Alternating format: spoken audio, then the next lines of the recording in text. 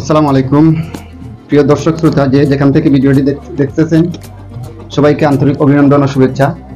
আজকে আপনাদেরকে আমি যে জিনিসটি দেখাবো সেটি হলো একটি লাইলিং ব্লাউজ।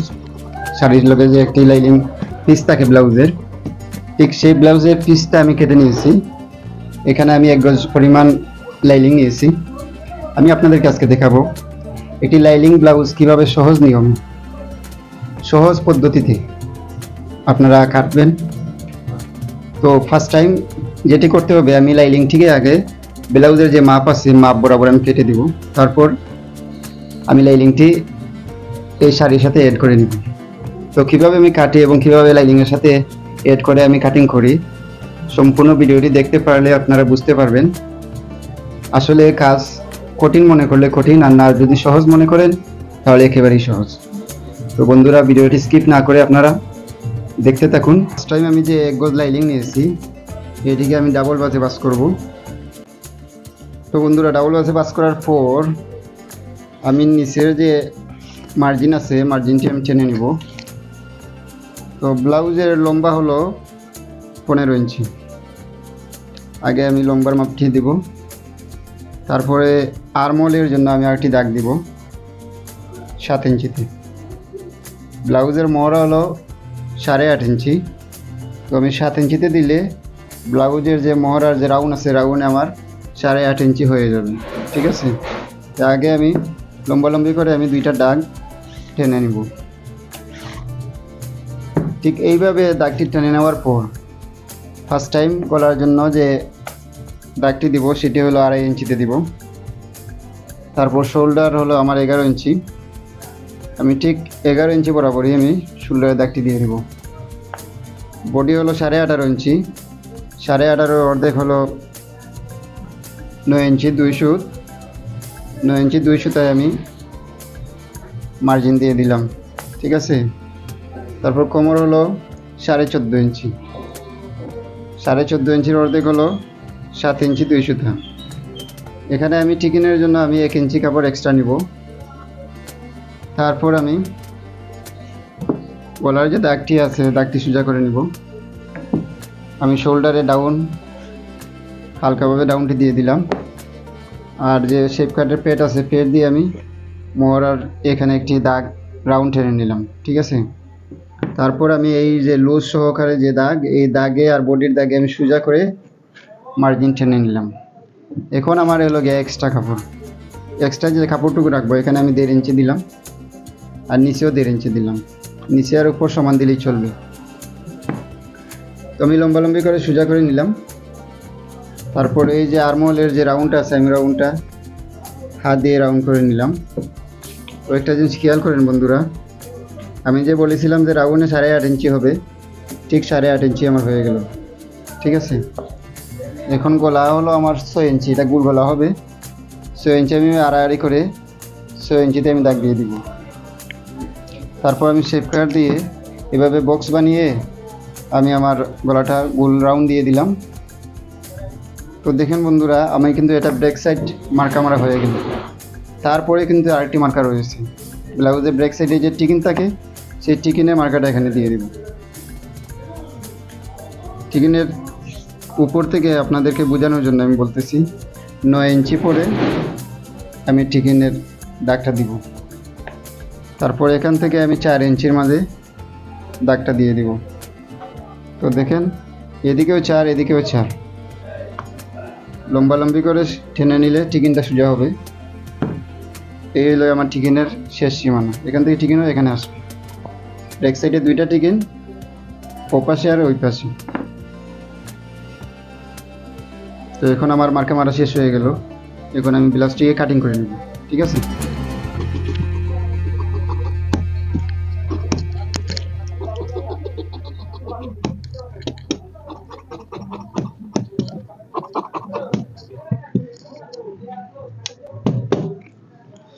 তো দেখেন বন্ধুরা, আমি কিন্তু ব্লাউজের ব্যাক সাইডটি কাটিং করে নিলাম। এখন এখানে আমি 1/2 ইঞ্চি পরিমাণ কাপড় রেখেছি, আমি এখানে বাঙ্গা দিব না। এটা ব্রেক সাইড, পিছনের যে ব্রেক সাইড এটা আমি নাট করে নিব, তার জন্য আমার এক্সট্রা এত কাপড় রাখার দরকার নেই। আশা করি ব্রেক সাইড কাটিং করাটা আপনারা মনোযোগ সহকারে দেখছেন এবং বুঝতে পেরেছেন। এখন আমরা সামনের পার্টটি কাটিং করব। তো বন্ধুরা, সামনের পার্টটি কাটিং করার জন্য আমি যে এক্সট্রা কাপড়টা আছে আমি এই খোলা সাইডটাই আমি আমার দিকে রেখেছি, আর বন্ধ সাইডটা ওই দিকে রেখেছি। যেহেতু খোলা সাইডটা থাকবে প্লেট, ব্লাউজের যে বুতাম প্লেট, গায়ে প্লেট, তার জন্য আমার এদিকে বন্ধ সাইড না রাখলেও চলবে। নিচের পার্টটি হলো সামনের পার্ট, আর এই যে উপরে যে পার্টটি এটা আমি ব্রেক সাইড কাটছিলাম, এই ব্রেক সাইডটি আমি উপরে বসিয়ে দেব। তারপরে যে কাজটি করতে হবে, এখানে আর কোনো কাজ নেই, কাজটি হলো নিচের এক্সট্রা কাপড়। সামনের যে দুইটি পার্ট আছে সেই দুইটি পার্ট কিন্তু বাঙ্গা হবে। তো বাঙ্গার জন্য আমি এখানে আপনাদেরকে বোঝানোর জন্য বলতেছি, আমি এই মেইন দাগ থেকে আমি 2 ইঞ্চি পরিমাণ কাপড় এক্সট্রা রাখবো। ঠিক লম্বালম্বি করে আমি দাগটা দিয়ে দিব। তারপরে ওই যে দাগ আছে ওই দাগের সাইডের যে দাগ 4.5 ইঞ্চি পরিমাণ, এখানে গিয়ে আমি এইটুকু একটু বাড়তি করে রাখবো, কারণ সামনের পার্টে টিকিন এখানে 4টি টিকিন হবে, এই জন্য এক্সট্রা এদিকে রাখা লাগে।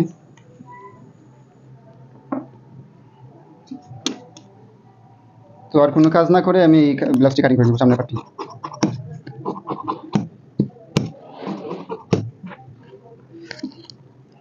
এখানে আমার 200 পরিমাণ আমার একটু এক্সট্রা রাখা লাগবে, কারণ এখানে প্লেট হবে।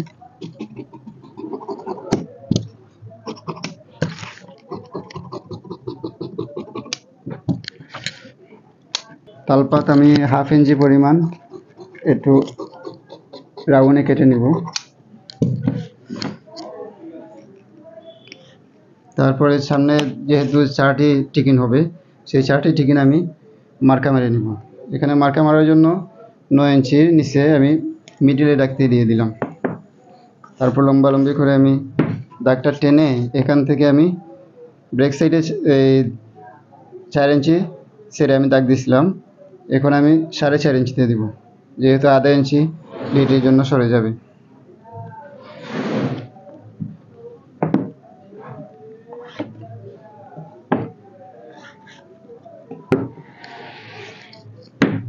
এই যে আমি 4টি দাগ দিয়েছি বন্ধুরা, সেই 4টি দাগের মধ্যে আপনারা এভাবে আইডিয়া করে আপনারা টিকিনের দাগটি দিয়ে দিবেন।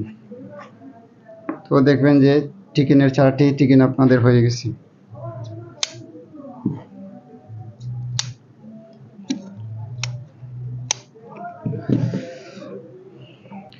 এখানে হাতার জন্য আমি এক্সট্রা কাপড়টি নিয়ে নিলাম। ঠিক আমি 4 বাসে হাতের কাপড়টি আমি বাস করে নিব। উপরে আমি সেলাই সহ যে দাগটি দিলাম ওই দাগটি 7 ইঞ্চি, এই দাগ থেকে 7 ইঞ্চি আমি হাতে লম্বা দিব, আর এখান থেকে আমি 2.5 ইঞ্চি পরিমাণ আরমোলে দাগটি দিব।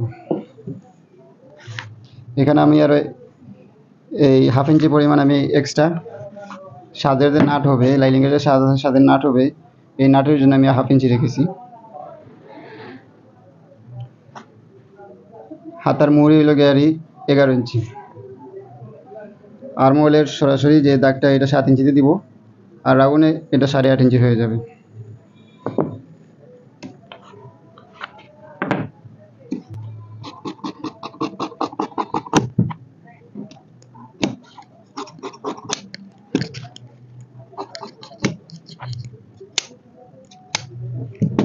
এই যে দেখেন শাড়ির যে পাটটি আছে এখানে, এই সাজটি হবে হাতার মধ্যে।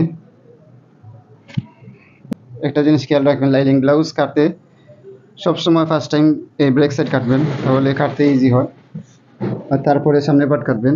এভাবে স্টেপ বাই স্টেপ যদি আপনারা কাটেন তাহলে এই কাপড়ের যেমন আয় হবে, আপনার কাটিংয়ে কোনো সমস্যা হবে না।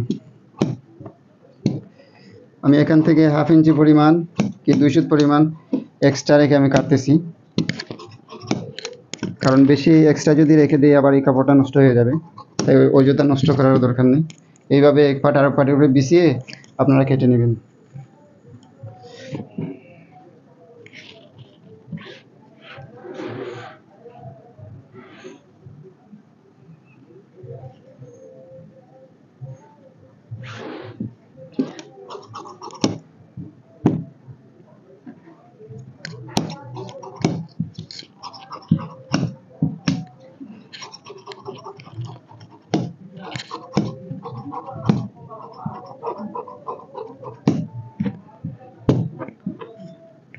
তো বন্ধুরা দেখেন আমি সামনের পার্টটিও মেইন পার্টের সাথে আমি কেটে দিলাম।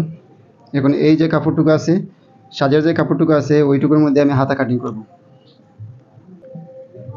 মেইন পার্টটি কিন্তু আমি ডাবল ব্যাচে বাস করে নিলাম। আমি মেইন কাপড়কে দুটি ব্যাচে বাস করে তারপরে লাইলিং পার্টটি আমি বিছিয়ে এইভাবে আমি কেটে দিলাম।